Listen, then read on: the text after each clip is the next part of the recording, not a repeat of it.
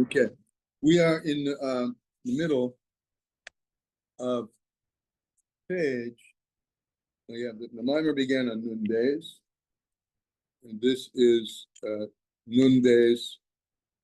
If you're looking at the text was printed in one side. So the first side is Nun days, Parshas Korach, and then the next page is where we're on, and the top of the page has a small letters, Yavish Levush Malchus. It's a quote from the Megillah.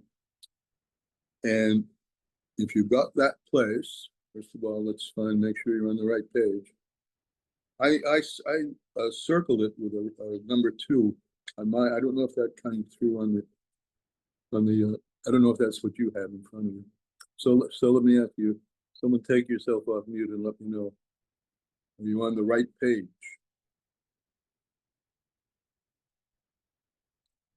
Mm-hmm. Oh, sorry. I was still trying to get my computer open.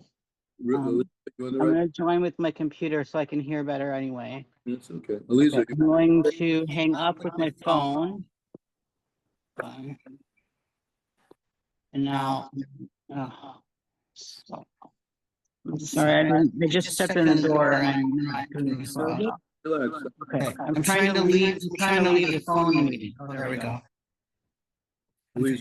Now I'm just on the computer. Now I have to find the place. I couldn't even get to the. I'm sorry. I left work at like 8:15. I walked right here. Let me open. You're right. You're good. You're good. I know, but I have to find. I just need my thing said we have opened your PDF to the last red page. I wonder if it's where we are. So what line am I looking for? And maybe it's where we are. Hopefully. Well, you got at the top of the page. It has some very small letters. Yaviu Levush Malchus at the top of the page.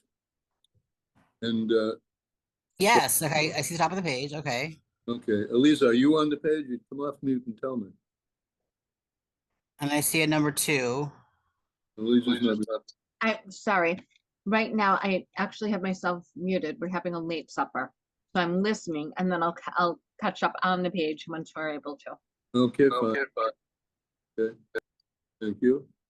Okay, now if you're on the right page, count down from the top. 1, 2, 3, 4, 5, 6, 7, 8, 9, 10, 11, 12, 13, 14, 15, 16, 17. The line begins with Yud, Shin, Yud, Resh. With a parenthesis at the end? Yeah, with a parenthesis at the end. I am there. Okay, so that's where we are.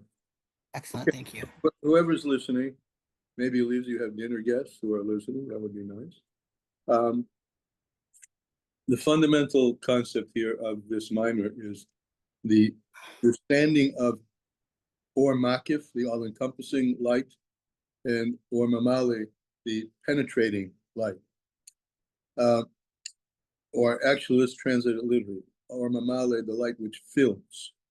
What does it fill? It fills vessels.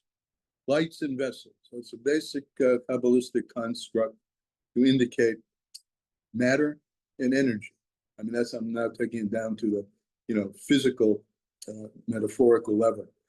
Matter, stuff, is a vessel for energy in 2 respects. One, matter can't exist without the godly energy being within it, right?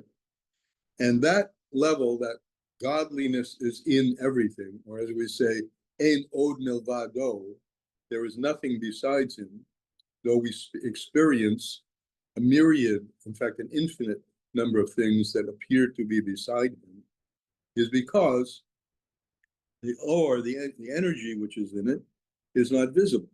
What's visible is the result of the energy, that the animal moves, the plant grows, the dirt is dark colored or brown, etc.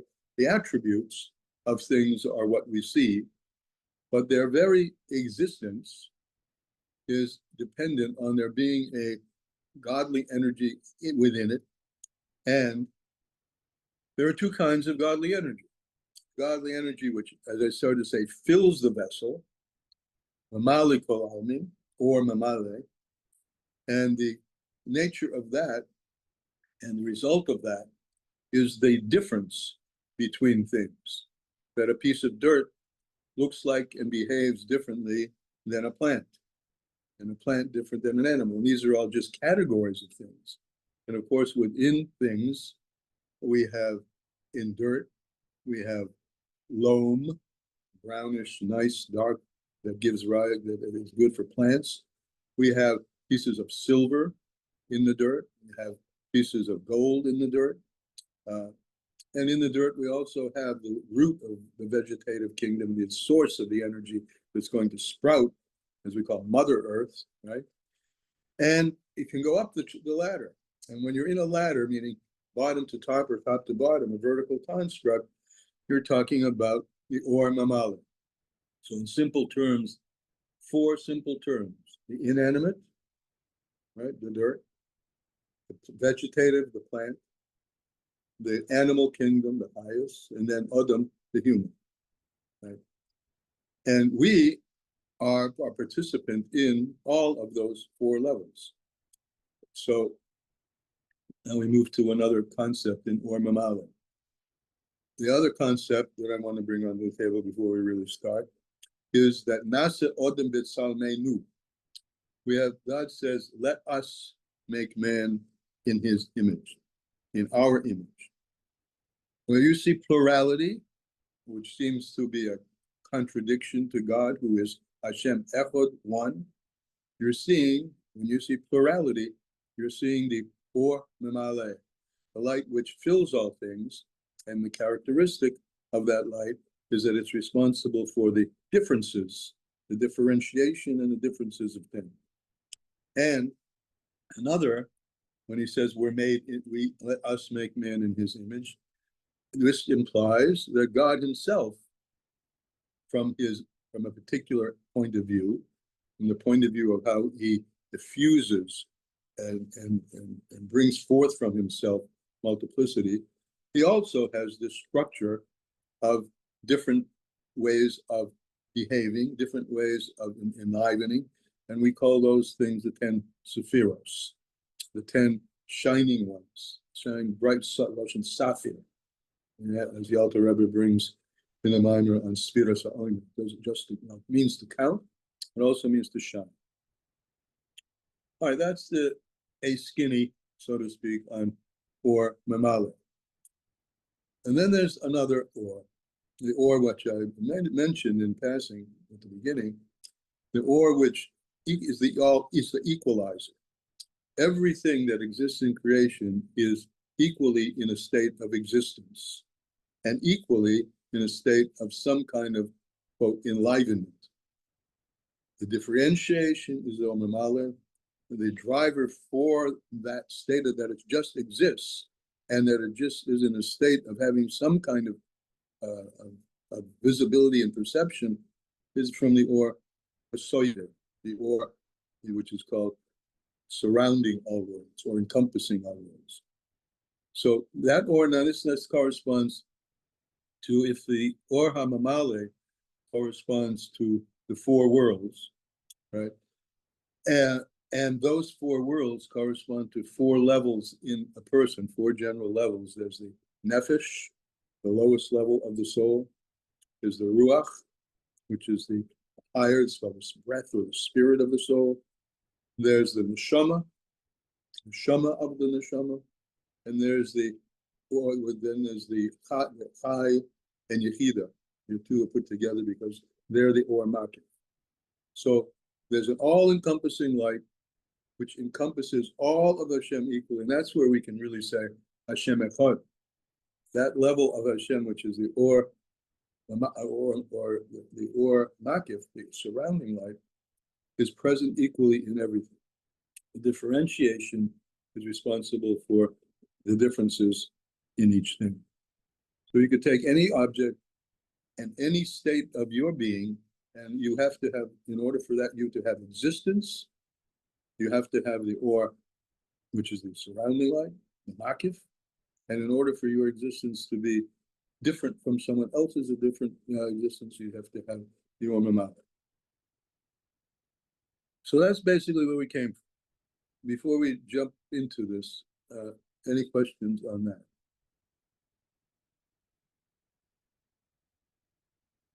Okay. So we're starting. After that little parenthesis, after the word Yashir. What Chassidus says is written about this. Kam came the bir al pasuk as shabsoi sai tishmin. He has a mimer with begins with this pasuk. With my shabbosim you should keep. He's just alluding here, and he does this constantly. Just so if you're either befuddled or have more interest, there are some other places that he's citing when you get where he has expounded upon these things. Okay, so he had just finished expounding upon the or ma'if, the all-encompassing, and he's now going to give us some more understanding of the or panimi, the inner light. Avo, or panimi, this inner light, the light which, as I said, is responsible for the differentiation and infinite multiplicity of things. Nimshav mebechinas hayoisha. It comes from what's called the straight line, straight. Okay, for this we just back up a little bit into a little bit, not long, into the process by which Hashem brings things into being, in the sense of there being something that appears to be external to himself or other than himself. And that process is called Letzimtzum. He, as it were, and this is the English translation of what the Zohar says, he pulls himself to the side, he makes space, and he exudes from that very small space that's left over a beam, a singular beam of light. Of course, this is all metaphorical. And this is called the kav, the beam, from which everything else is going to evolve and spill out or be formed. And that's called the or yash, straight light. And please, again, come off leave anytime you have a question. Okay, so this is, it comes from the level which is called hayoisha. This is the or panim. As you can see, it's a diminution of himself into a single point. And it's a very interesting, I mean, think about this. I say it's interesting because it's interesting to me. I hope it's interesting to you. What is Hashem doing? He's putting himself aside. That's the language of I think it's the Zohar, though I'm not sure. It's Kabbalistic language. He takes himself alatzad. He takes himself to the side. He makes himself small. And in making himself small, what do we do when we make ourselves small? We make ourselves vulnerable. We make ourselves open. And with that, and only through that, through being vulnerable and open, do we have sensitivity to the other. When we're full of it, right? We have this in English. A person is full of himself, there's no room for anybody else. A person who is empty of himself, and himself here we mean the ego, the selffulness, the narcissistic self, right? Emptying that out allows a person to be open to the other. So as the Rebbe Rashab explained, deep in God's consciousness, if we can say these things, these anthropomorphic things, which if Jonathan were on the call, he always questions these, how do we apply anthropomorphic terms to God? And the simple answer to that is because the Torah says we can. The Torah itself is called the Mashal HaKadmaini, the primordial metaphor. So Hashem puts himself aside. And this putting himself aside is part of his very essence. It's not like an afterthought, or it's not like, gee, I'm lonely. Let me explore something other than myself and see if I can find something there. No, Hashem isn't lonely. His essence is the very essence of himself. In the essence of himself is embedded this primordial notion that he's putting himself aside for the sake of another in order to create worlds, and particularly to create this world, this physical world, which is the lowest of all worlds. And here in the physical worlds, to create the possibility for a human being to see through and pierce the darkness and the tzimtzum of this world and reveal the light which we call redemption. He's after something which is deeper than, more brilliant than what existed in the first place. So he put himself aside. And the first instantiation of that is he narrowed himself into this beam, this Or Yashar, a straight line. Okay, Ubehagdamazu, and with this preface, interesting, so I'm giving a preface. With this preface, Yuvan Inyan Aliyah Oilers. We're going to understand something. This is now going to give us a perspective, a little different perspective on the Or Mamali. We're going to understand something else. We're going to have a perspective on the Inyan of the elevations of worlds. There's an expression from Chazal that there are 50,000 levels of elevations, which correspond to 50,000 yoivlas, Jubilee year, right? 50 years is the Jubilee.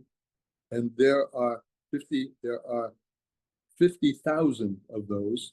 And this is a number which is metaphorical, number one, but it's also just giving us a sense that there's many, many, as we're going to see, he's going to use the term Ein Sof, a really infinite number of elevations. But once we're counting, that's another word for spheres. So cipher we have in English, a number, cipher. So counting, or we spheres, right? We count the omen. Once you're counting, you're in the world of Mamalikol Almin, the world of how Hashem fills the worlds. And the Chazal tell us there are 50,000 yoivlois, Jubilee years, for a kol b'ha'or panimi. And all of this, the Rebbe is telling us, once we're counting, we're in the world of the or panimi, the inner light. Is Gala Oidus El Yoinim, where very, very high lights are revealed, Yoiser, much higher, greater lights in the Kalim. As I said earlier, lights and Kalim go together. Lights fill the Kalim, and then the Kalim have animation or characteristics. Different kinds of Kalim, different kinds of characteristics. So this is the Or Mamali, the light which fills. That's one of the key constructs of it. It's responsible for the differences, the different moods a person has, the different talents a person has, the way you see things in a way different from the way someone else might see. All this is a function of the Or Mamali. It fills the Kalim.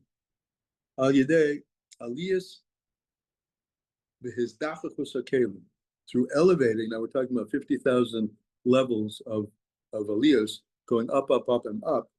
And what's really happening is the Kalim, the vessels, become more and more refined. They're able to bring out more and more light. The light is able to pass through them. They become thinner and thinner, less tzimtzum, as you go so-called up and up into the higher worlds. So that's called Hizdachachus, cleaning out of the vessels.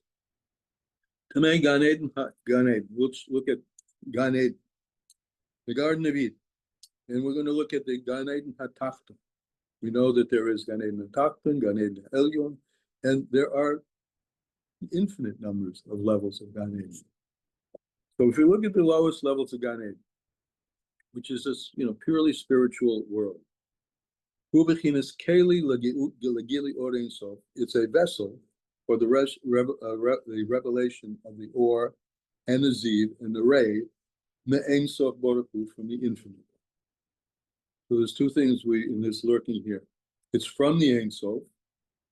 Worlds are characterized by sight, right? They're circumscribed. They have this world has a diameter and a circumference, right? And there's a numerical value associated with that. Spiritual worlds also have the equivalent. It's not physical, but the equivalent in terms of being able to measure, which is just a sense of understanding its nature of that world as well.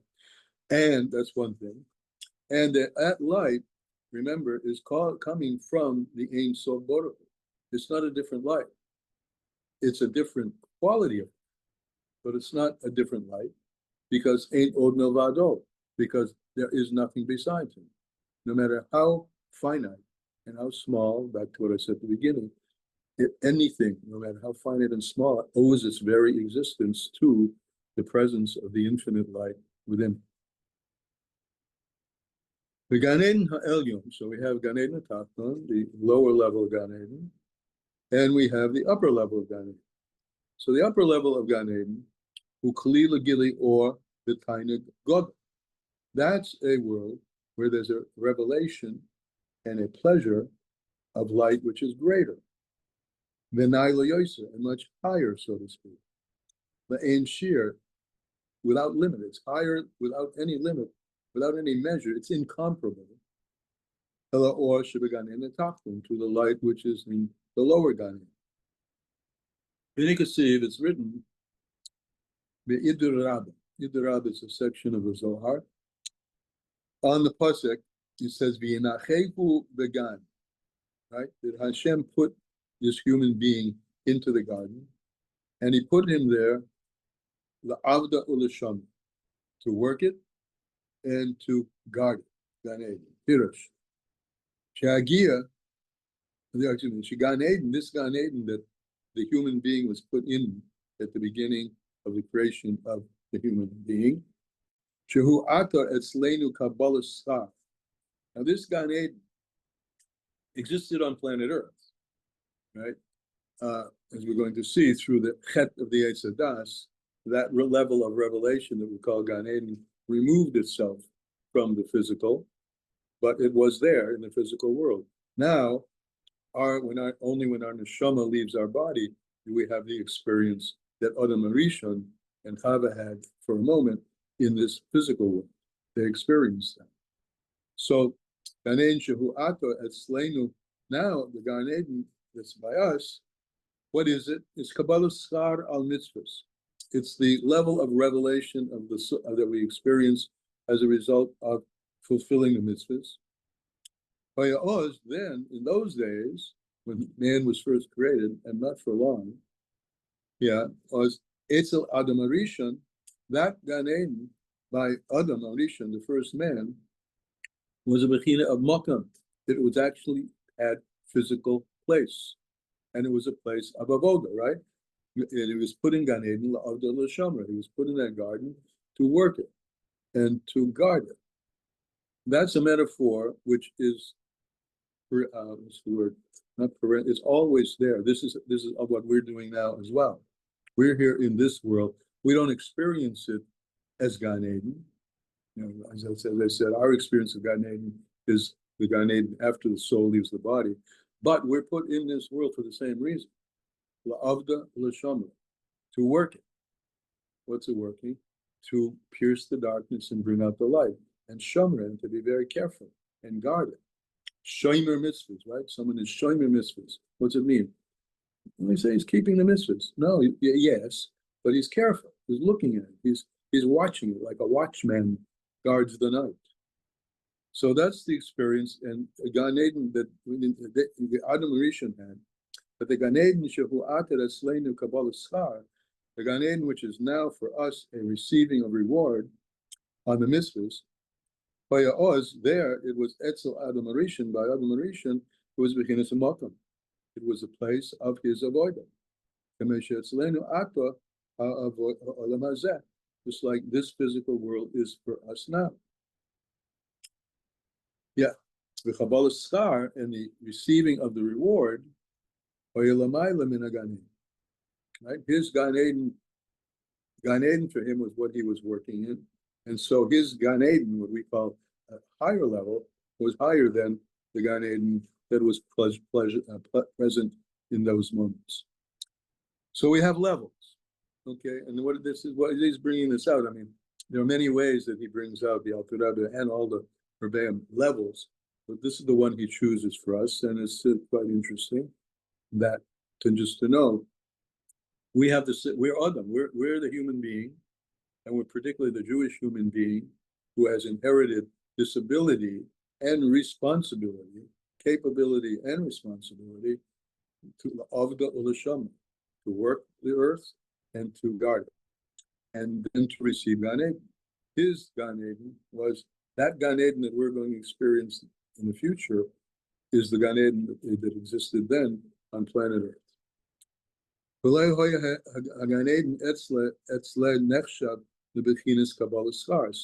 that was the place he was working in. It wasn't considered the place of reward the way it is by us.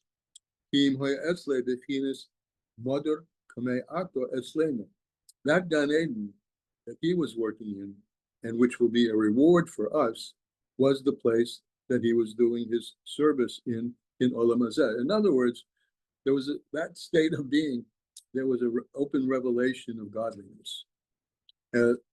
We have an analogous, I don't know whether you could really say it's similar, at the time of the Beis HaMikdash. The Beis HaMikdash, it says that 3 times a year, Ol Regel, when we went up on our feet, walked up on our feet, we went up to see and to be seen. And what did we see? So Chazal tell us that what we see is the revelation of the obviousness of God's presence in front of our eyes. And that, and maybe deeper than that, was what Adam and Chava had in the state of planet Earth before the sin. He says, see over there, and quotes a pasuk, and Adam hoya ke'echad mimenu. This man will be like one, was like, he said, if he eats from the tree, he will be like one of us. Well, in a certain sense, that was the state. He had a spiritual level, certainly much closer to being able to touch and feel with his and her physical body and eyes, God, the presence of godliness. You can see over there in another place, he quotes another place, and we're going down the Yita, and he said he planted there, Hainu Bekinas Asiyah. What did he do? He planted, he farmed it, he took care of it. And that's his, just like a farmer, his ovid works the land, so they worked the land, but the land was way more spiritual. Because then, and here's a kind of, I underline this for myself, before the sin, Gam Klalis Olam Ha'asiyah, the whole generality of the lowest world, which is the world we live in, yeah, was at a much higher level, much higher Yosef. The Yosef who at a much higher level than that. Okay, and with that, this is his metaphor, his way of getting us to understand that this section of the Mimer, the Or Mamale, the Or which fills all words. And Shemasha Ato who Bechinas Atzilus. Now he names it. Atzilus was the world of Atzilus was here on planet Earth. That experience, the Atzilus experience, was available here on planet Earth. And now, at this level of Atzilus, Yila Asidlava is only something that we'll be able to experience in the future. Now, there's 2 futures. There's the future when our soul leaves our body, and there's the future of Mashiach and the Yoivlas, right? The Jubilee years after that, when planet Earth again will be experiencing the kind of revelation, and maybe even higher, that's brought in other places, than the revelation that was available in the Gan Eden of Adam and Chava. So this is Sinasha Atohu Bakinas Atzilus, that what now is Atzilus, Yila Asidlavi will be in the future, Bechinas Asiyah will be the world of Asiyah, the Hainu Sha'olam HaAsiyah, the Asidlavi, the world of here, down on planet Earth, will be in the future. There will be in it a Gilisha Agli, the revelation of now will in the future state will be the world of Atzilus down here on planet Earth.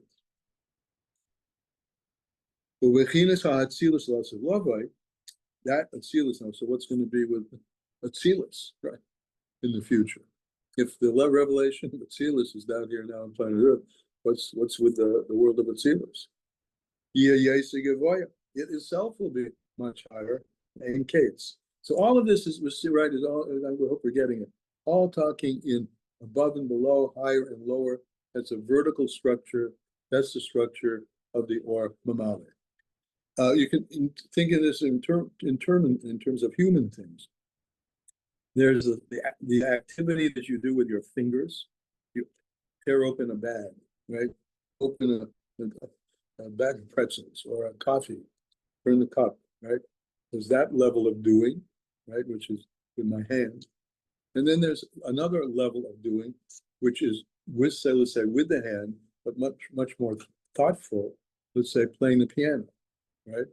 Where what's happening there is a more expressed relationship between the inner and the outer, between the heart and the brain is much more expressed in the wisdom of the fingers to be able to move in an unthinking way in a pattern that produces the music that you can play on a piano.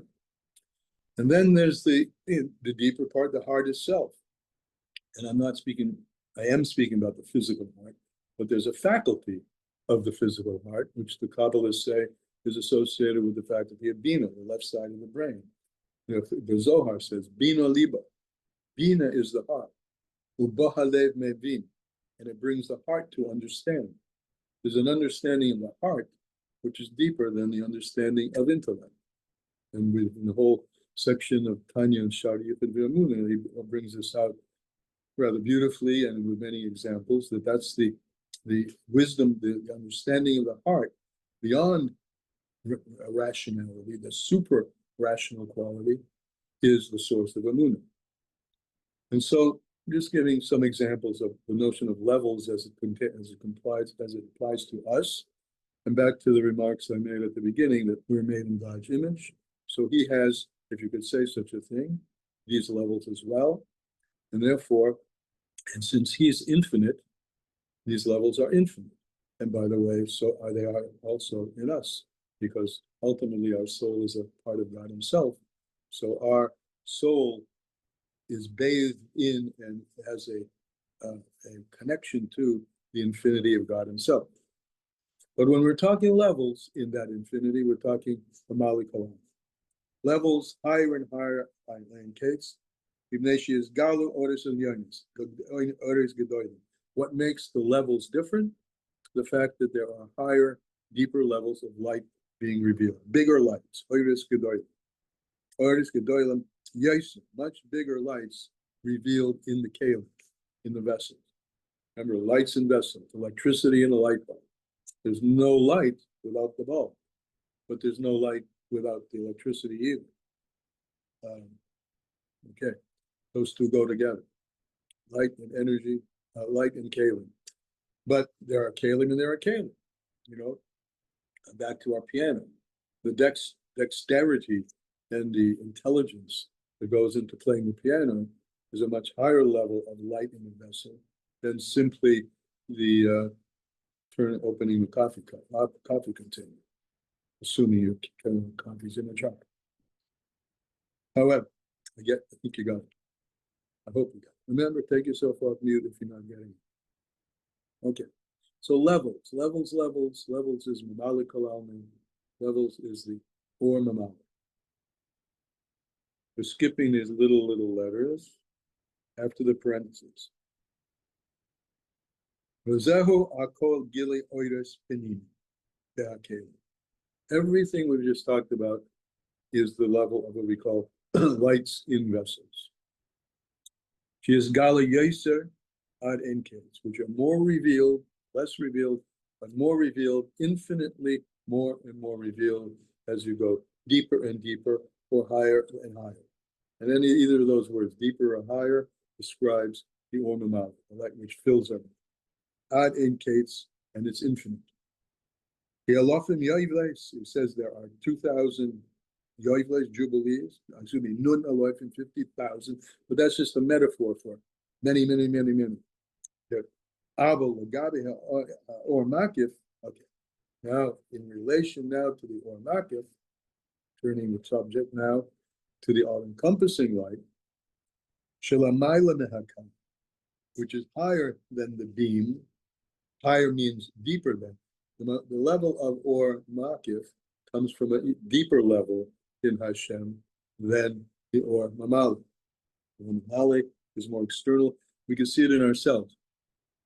The or Mamali is responsible for the differences, again, back to the finger on the piano versus the finger opening the jar, or the quality that's we call sight versus the quality of hearing. These are all Mamali functions. But the fact that each one of us is a being, right? It's a human being. That state of being is the or Makif. That state of being everything that exists is equally in a state of existence. The characteristics of its existence may be different, but its basic being is the same. Everything is equally the same. That's Ormamale, that's or Soive, or Makid, and the differences are the Ormamale.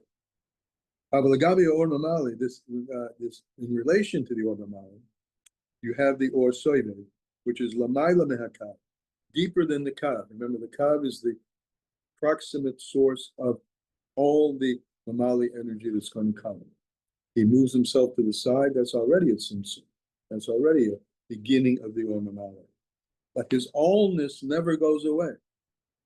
There is no contradiction. There's no paradox. That he, on the one hand, is always wholly and entirely ain't owed absolutely nothing else beside him. And yet, there are things which have the experience of being something other than he, and that's the Or Mamali.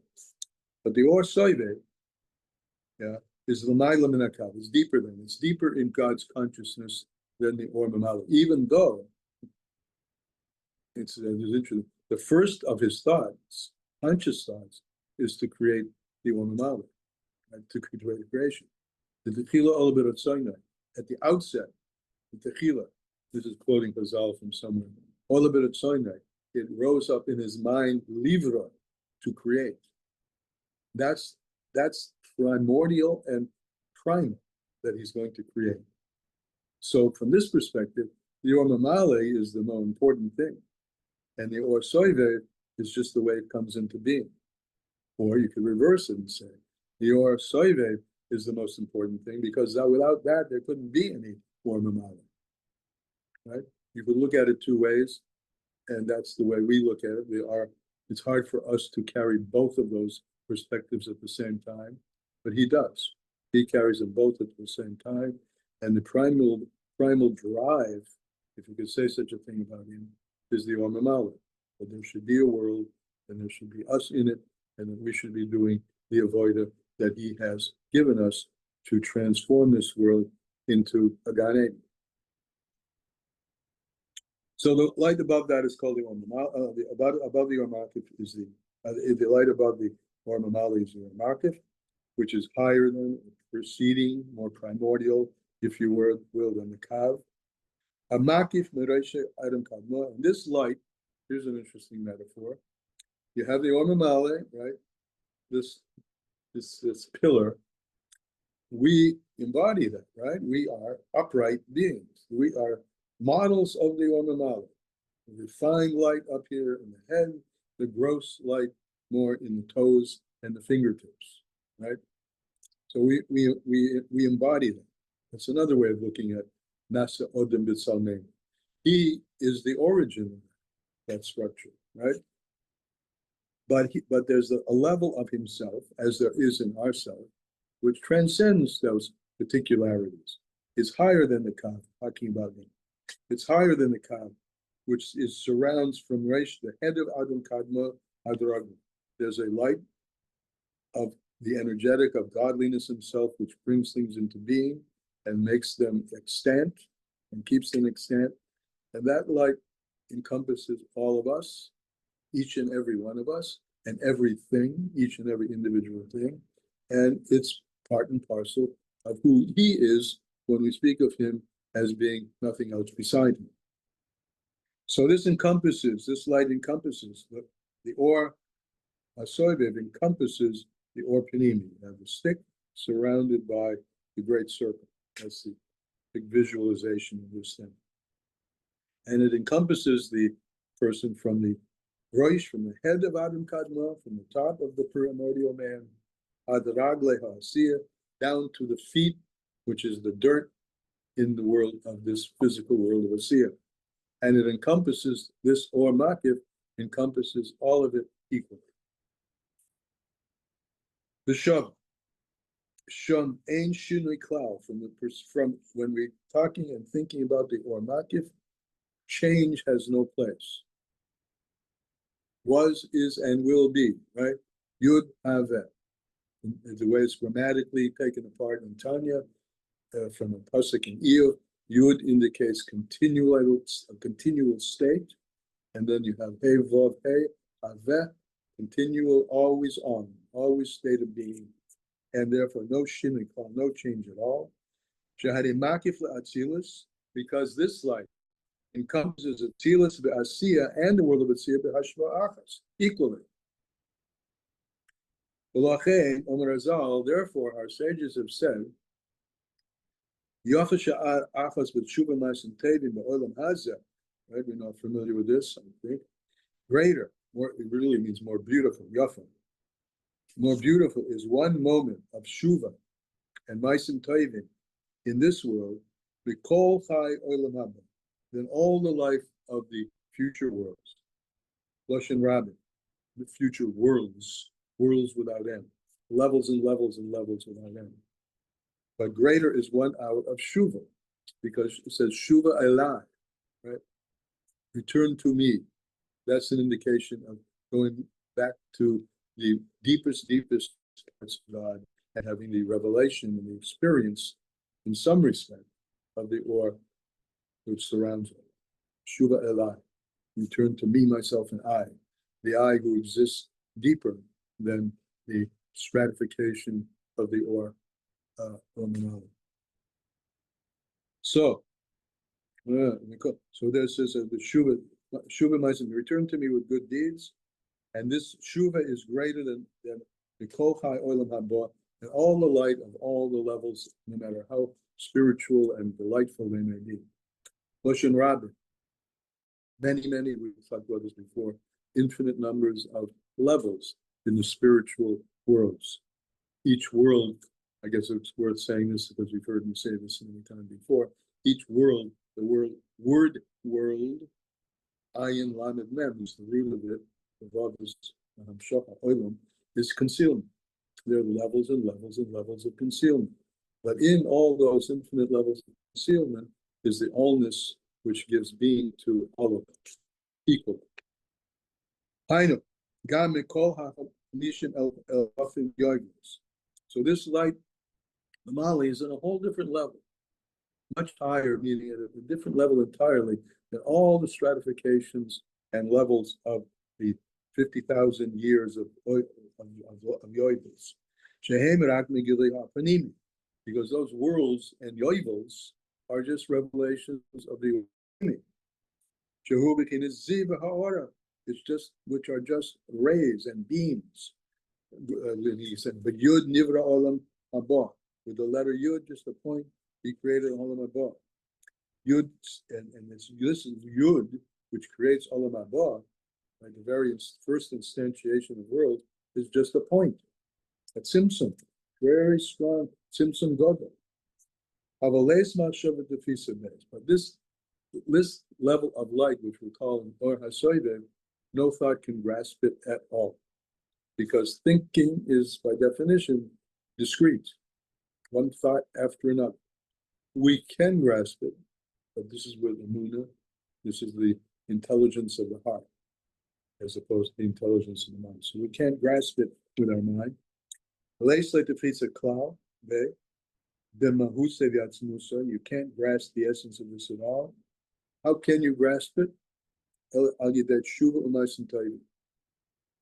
Through returning and doing good deeds. The olam hazeh, in this world, you draw down the or soivif. More, this is in fact something, how do you talk about more or less of something that you just said can't be quantified, more or less, but that's the one. We got limited vocabulary here. So you're drawing down more of this or hasoivif, more of the mapusa v'atzmusa, more of God's essence. Remember, his essence is put in the Torah. And the essence of the Torah expresses the essence in terms of mitzvahs.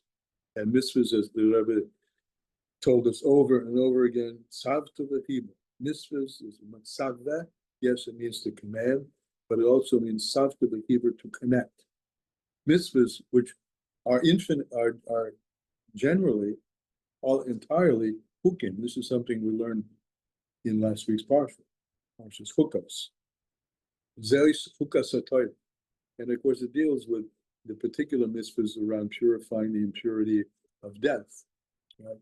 But essentially, all of the mitzvahs, which we've learned that Chassidus has taught us, that all the mitzvahs are rooted in that place which is beyond rationality, which is the Or HaSoivet.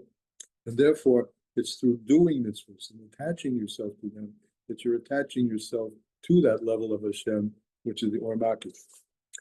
And that's what Shuva, Ma'asim Tovim, are the repositories or the modalities by which one can have some sense of the ineffable, the undefinable, right, the beyond reason, right? Even we have so many reasons which are mitzvahs which are openly hukim. We have no explanation for them whatsoever. And as I said, the Chazal and the Chassidus goes deeper and says essentially they're all hukim. They're all. There's no reason. For instance, there's no reason why this should be kosher and this not. If you take a piece of meat, you know those who want to try to explain the Torah according to every other kind of system that exists in the world, which exists on the level of rationality and intelligence, then that's posited to be the highest faculty. So they found reasons about why certain foods were not eaten, and therefore the Torah called them not kosher. But openly, Chazal, in halacha, we don't need to go to Chassidus to this, explains to us that it isn't because of any intrinsic difference, it's because God said so, and that's it. Jonathan, what's up? Rabbi, I think as you mentioned, Chazal did say it in the Gemara also. In the Gemara also, there's a reference, if you can hear me, to the fact that every mishpat is really a hawk. Yes. From I think it's Chazal mentioned that explicitly in the Gemara, because there's an infinite number of reasons that we have no concept at the beginning. So what we define as rational is irrational. It's like Exactly. points on a line. So I'm sorry. We apply reason to them, but they don't come from reason. Very right. Then we're skipping all these little letters. We're near the bottom of the page. If you count up from the bottom, 1, 2, 3, 4, 5, 6 lines up. Okay, going further with this concept. We have 2 pasukim. It's written, Esa Shamayim ve'esa Oretz Ani Mole. It says, heavens and the earth I fill. And let me get rid of this phone call. Yeah. The heavens and the earth I fill. The same I filling everything. That's one pasuk, right? Oretz v'shamayim ani mole, ani mamish, be myself. And then we have another pasuk that says, Molek kol ha'oretz kavoida. The whole earth is full of His glory. It isn't me anymore. It's third person, and it's not Him Himself. It's His glory, His cover, His splendor. Right? They're both saying something, and they're both saying something very different. The heavens and the earth I fill, or the heavens are full and the earth are full of His glory. When it says glory, I mean that's the common English translation. I don't know what glory. Glory means different kinds of subtleties and different shades of light and different qualities of light. That refers to the rays. That's why it doesn't say I, myself, because it's talking about the Or Mamala, which is the major property of which is differentiation and differences, and therefore distinctivenesses and separations. And at that level, if you're thinking like that, you can't say, there's nothing besides Him, because clearly there's a lot of stuff that is not just Him Himself. But we are learning, not everybody knows this, that all that multiplicity is merely godliness in different manifestations. Now, is this, when it says heavens and earth I fill, that's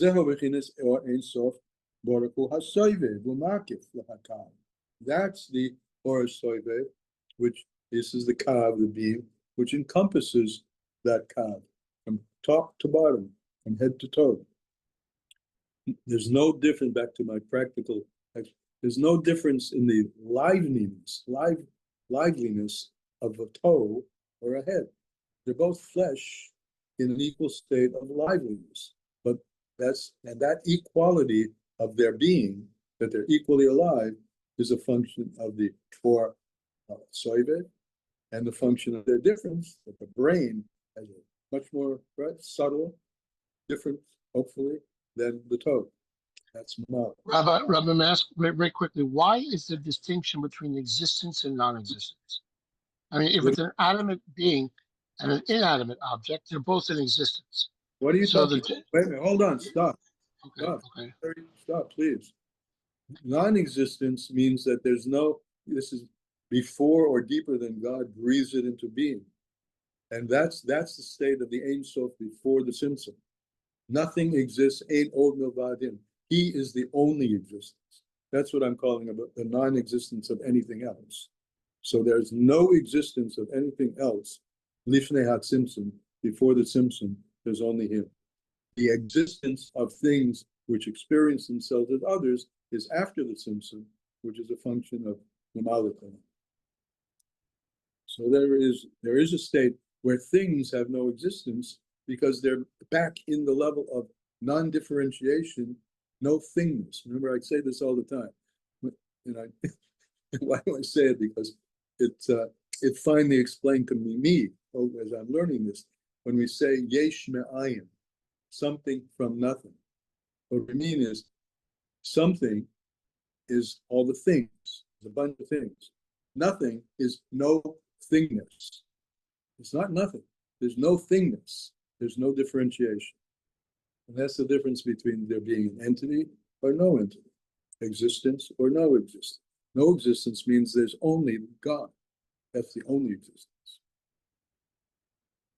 So, yeah, Yor Ein Sof, 3 lines down from the bottom. So that's there is, and these two things are existing kind of simultaneously, or makif and the or soiviv, and the model for it, the visualize it, we can visualize a kav, right? Here's a kav, right here, right? And it's surrounded by, meaning that this is another thing that we spoke about earlier, not surrounded from the outside, but meaning penetrating every part of this equally, right? From the tip of, or this is whatever, this is the top, this is the bottom, top and bottom, mamaliko pen, different from cup, mamaliko, both in a state of existence, characteristic of the existence, mamalik, that they exist, so. Okay, and that state of soive, 3 lines up from the bottom. Soive umakif lahakam. So that visualization of it is an all-encompassing light which surrounds the being. And that all-encompassing light encompasses all of reality, all the worlds equally. This is good line. Not that the others weren't, but when we say something is all-encompassing, we don't mean that it's surrounding it from above. We don't mean that it's like a circle. I mean, the language is circular, right? So around and round and round. What we mean, it doesn't say, listen, you said, we don't mean that it's makif from above. Kiadara, on the contrary, leis aser ponim inei. This is Zohar. There is no place which is free of him, right? So it's not like it's encompassing from the outside. It's penetrating. But the soive gets to the notion it's penetrating everything equally. The difference of the thing is mamale. The thing is soive. So so don't say don't say that it's surrounding it from above. Adrab, on the contrary, there's no place free of him, mamish. And that's what it means at Shamayim or it's ani mola. That there's heaven and earth, one heaven, one earth, mamali kolam, filling all. That it's surrounded, that there is that they're both extant is soivi kolam. Megama Shamayim Vesa Oris Shabbat. It makes heaven and earth equal. It's the equalizer, right? No place is free of that. So why is it called soivev? This is a big deal, right? This is something that gets very straight in your mind. Because because it's not grass. Right? Nobody can touch it. Nobody get a feel for it. It has no visible or experiential presence at all in any world. It's not musag, it's not grass in any world. And another, it's not enclosed in understanding. On the other hand, is ziv. That's a ray, as we said above. So I mean, it might be worth just to take. I mean, I'll maybe put this. We have a few minutes. I think it's good to let's think about this. Remember, we always this class is called Chassidus. So what? We've been talking, fairly abstractly, intellectually. This is highfalutin stuff, right? What do we have? What's the purpose? It's interesting to think tonight is Yud Beis Tammuz, the liberation of the Frierdiker Rebbe, and in his sayings, which are collected in Hayom Yom, right? In the sayings which are collected in Hayom Yom, he says that the purpose of Chassidus is not Kabbalah, it's a teaching in life. It has to be, and one has to understand it as a teaching in life. That's what Chassidus came. Remember, the Baal Shem Tov came to give a place to those people who were unlearned, who couldn't learn for practical reasons. They were busy farming and working all the time, and to give them a place in the Torah. And that place in the Torah was through what we now call Chassidus. So it has to have a practical application. So I'm challenging all of us on this call, including me. What's an application of this? What will it mean? So what? What does it mean?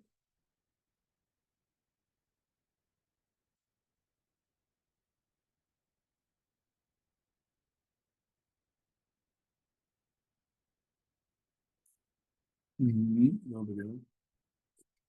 Okay, look, so we'll ponder it. I'm not going to jump in at this moment. Ponder it. What's the difference? That you get up in the morning, that you have tangible existence. Well, forget the word tangible. Experience the fact that you are extant. That's the Or Soivev, drenching every part and parcel of it. You can move your toes, you can move your fingers. Movement, the energy that's in your body that allows every organ to, number one, exist and to have a sense of itself. The existence of it is the Or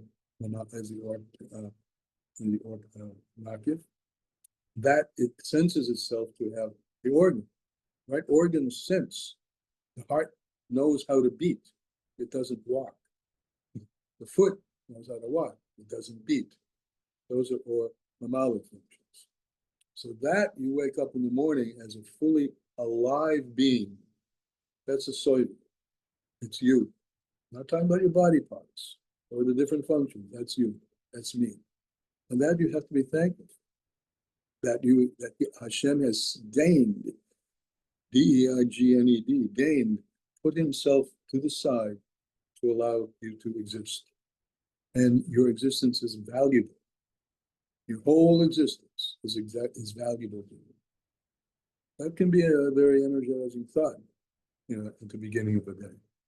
And then, how do I use my body parts? Well, I've got to put my shoes on, not my head, but on my feet, etc., etc. And I'm going to use the gift of Mamalikol, that I have feet to walk to work, that I have a head to think, eyes to see, mouth to talk. All right, so that's just me, top of my head. Top of my head, that's Mamalikol, top and bottom. Anyone else want to offer anything? So I'm going to let you think about it. We're going to stop at this. May I share something? Yes, of course. Okay, so there's a Bachin that's been sort of, I'd say, percolating, if you will, for me, that I never really thought about before. But as much as I thought about the whole concept of Hashem contracting himself, so to speak, metaphorically, was one thing. But really, if we're supposed to emulate the qualities of HaKadosh Baruch Hu, then when we talk about striving for bittul and striving for the ayin from the concept of yesh, then we're really only emulating, or not only, but we're striving to emulate HaKadosh Baruch Hu, moving himself to make room for the concept of other. And it's through that he then, she, however you want to deem, HaKadosh Baruch Hu, then enlivens us and things. So when we, as let's say, Rabbi Y.Y. Jacobson will say, ego is easing God out of the picture. So by placing God in the picture and removing our ego, putting our ego aside, contracting our ego, then we are able to then invigorate or enliven our actions the way that they're supposed to be. Correct. Yeah. If you eliminate, the Rebbe put it very succinctly. God creates yesh me'ayin, and our job is to reveal the ayin in the yesh. And to reveal the ayin in the yesh, you have to do the avoida is very simple to state. It's removing the ego. It's removing the inflated self. And that's, to me, that's what you said is beautiful and true. I always think of it in this little just framework, right? Just allowing the ayin to exist through the yesh, that undefined state, which is the allness, to shine through every particle of and density of the particles of the yesh, turning the yesh into ayin. That's good. That thought can take you far. Beautiful. All right. Anybody else? Then I want to thank you, guys, and Eliza, and we'll see you in Mir Hashem next week. Right? We're engaged with finishing this minor, and it's pretty fruitful. Thank you. Yeah. Thank you, Rabbi. Bye-bye.